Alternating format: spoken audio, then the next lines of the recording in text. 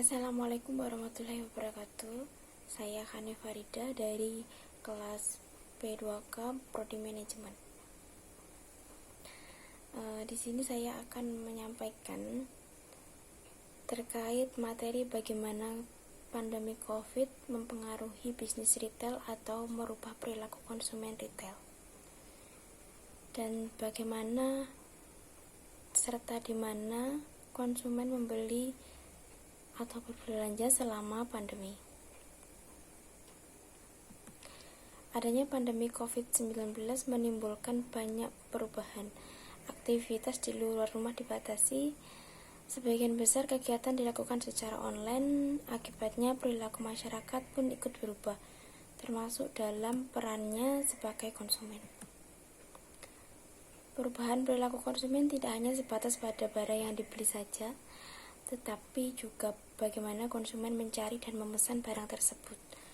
Perubahan ini diprediksi akan segera permanen, membentuk perilaku dan kebiasaan baru bahkan setelah pandemi berakhir,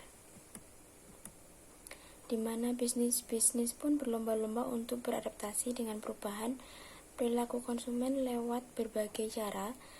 Adanya pandemi ini membuat masyarakat peduli terhadap kesehatan mereka maupun orang-orang terdekat mereka. Dengan demikian, adanya pandemi ini membuat kebutuhan akan bahan kesehatan atau barang-barang kesehatan itu sangat meningkat. Menurut riset Nielsen, sebanyak 44% konsumen mengaku mereka jadi lebih sering mengkonsumsi produk kesehatan.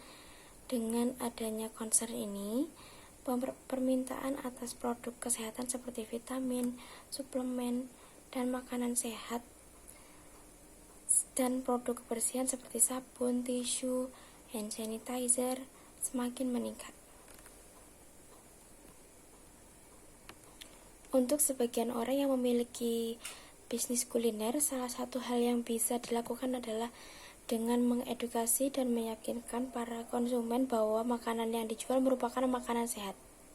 Akan tetapi, terlalu sering membeli makanan tertentu tidak akan dapat membuat pengeluaran menjadi membengkak atau menjadi sangat besar. Maka dari itu saat ini muncul tren baru maksud saya, masak di rumah dengan peralatan yang dimilikinya ataupun bahkan membeli yang baru.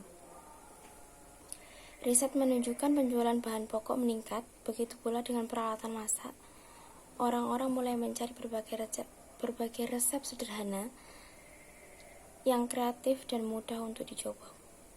Perilaku ini menjadi peluang baru bagi pembisnis kuliner sebagai salah satu kategori bisnis yang paling terdampak. Misalnya dengan menjual bahan baku, makanan beku atau frozen atau makanan ready to eat. Dengan dampak COVID-19 ini, pada perekonomian, daya beli masyarakat pun cenderung menurun. Konsumen jadi lebih memprioritaskan harga dan kebutuhan pokok, seperti makanan dan produk kebersihan saat membeli barang. Sementara kebutuhan yang kurang esensial dikesampingkan. Imbauan social distancing membuat hampir semua kegiatan dilakukan secara online, mulai dari belanja kebutuhan hingga akses layanan seperti hiburan, kesehatan, dan olahraga. Riset menyatakan belanja online akan menjadi kebiasaan baru bagi para konsumen pasca pandemi dan diprediksi akan bertahan dalam jangka panjang. Kegiatan online yang awalnya didominasi oleh generasi milenial kini diperkirakan akan menyebar ke generasi-generasi yang lainnya, seperti generasi X dan Boomer. Untuk retailer yang pada awalnya lebih banyak melakukan penjualan secara offline, hal ini mungkin menjadi berita yang kurang baik. Namun ini bisa menjadi peluang yang bagus untuk memperluas jangkauan konsumen dengan beralih pada sistem pelayanan dan pembelanjaan online, sehingga hal ini mampu mempertahankan bisnis retail dan kembali meningkatkan penjualan. Dengan mengembangkan strategi digital serta meningkatkan kehadiran online, misalnya dengan memanfaatkan platform dan marketplace. Dengan segala beralih online, model bisnis berlangganan atau subscription memiliki potensi untuk berkembang. Pasalnya, belanja online yang dilakukan secara rutin untuk memenuhi kebutuhan sehari-hari, orang yang tadinya belanja ke pasar sekarang menjadi membeli sayuran secara online, membeli buah-buahan secara online. Yang tadinya memesan lunchbox sekali saja karena bisa makan di luar, kini rutin memesan makanan setiap harinya. Frekuensi pemesanan yang meningkat membuat model bisnis online menjadi alternatif agar tetap bertahan di masa pandemi. Maka dari itu, layanan dan pengiriman bebas kontak kini menjadi kenormalan baru. Kewaspadaan masyarakat terhadap kontak langsung dengan orang asing saat ini menjadi hal yang wajar. Hingga tak jarang ketika menerima barang kiriman delivery order diterima tanpa kontak langsung, misalnya dengan memberi pesan tambahan kepada kurir untuk menempatkan paket di depan pintu atau di samping pintu. Kemudian WHO menyebutkan bahwa uang tunai berpotensi menyebarkan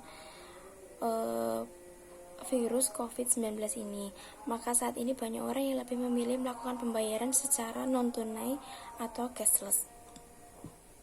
Menurut BI, transaksi non-tunai meningkat selama pandemi sehingga sistem pembayaran cashless seperti melalui scan QR atau dompet digital menjadi pilihan yang mau tidak mau menjadi habitat dan kebiasaan baru. Dengan pilihan sistem pembayaran non-tunai, hal ini mampu memberikan kemudahan bagi konsumen untuk bertransaksi dengan praktis, aman, dan efisien. Karena konsumen kini banyak membeli kebutuhan secara online, permintaan akan pelayanan yang cepat dan efisien juga meningkat karena penyesuaian dari pihak retailer terhadap permasalahan ini pun dituntut untuk berturut serta dalam peningkatan secara online. Online shopping yang telah menjadi metode belanja bagi kebanyakan masyarakat Indonesia dan belahan dunia lainnya, serta sistem belanja yang tadinya diciptakan untuk kenyamanan, kini telah menjadi infrastruktur berbelanja yang esensial, memberikan efisiensi dan kemudahan di masa-masa sulit seperti sekarang. Maka tak heran bahwasanya presentasi online shopping telah meningkat pesat selama pandemi ini. Dengan banyaknya toko retail yang tutup sejak diberlakukannya kebijakan PSBB, muncul pertanyaan tentang masa depan belanja dan sikap konsumsi di masa depan, terutama di era pasca pandemi yang kita harap segera hadir. Tak bisa dipungkiri bahwasanya dipastikan seluruh pebisnis offline berbondong-bondong beralih kepada sistem online yang mana tetap memperhatikan sikap masyarakat dalam mengkonsumsi sebuah produk dengan menetapkan dan menaati regulasi yang harus diperhatikan tentang higienitas hingga potensi online shopping sebagai sistem berbelanja yang mutlak. Demikian materi yang dapat saya sampaikan terkait bagaimana pandemi COVID mempengaruhi bisnis retail atau merubah perilaku konsumen retail, dan bagaimana serta di mana konsumen mulai membeli selama pandemi berlangsung. Assalamualaikum warahmatullahi wabarakatuh.